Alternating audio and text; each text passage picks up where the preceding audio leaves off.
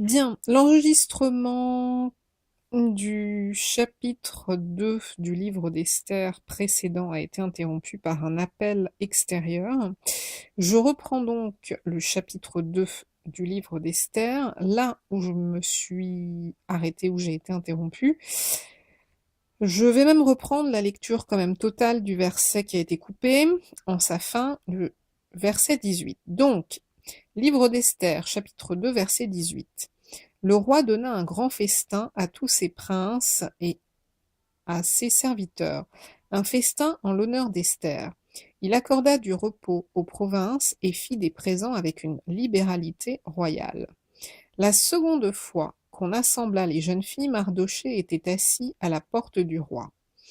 Esther n'avait fait connaître ni sa naissance ni son peuple, car Mardochée le lui avait défendu, et elle suivait les ordres de Mardochée aussi fidèlement qu'à l'époque où elle était sous sa tutelle. Dans ce même temps, comme Mardochée était assis à la porte du roi, Bigthan et Téresh, deux eunuques du roi, gardes du seuil, cédèrent à un mouvement d'irritation et voulurent porter la main sur le roi Assuérus.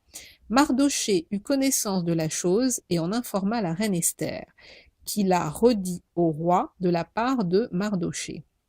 Le fait ayant été vérifié et trouvé exact, les deux eunuques furent pendus à un bois. Et cela fut écrit dans le livre des chroniques en présence du roi. Je ne sais pas si je vais avancer sur le chapitre 3, parce qu'il me semble l'avoir déjà lu. Donc je vais rester simplement sur cette fin.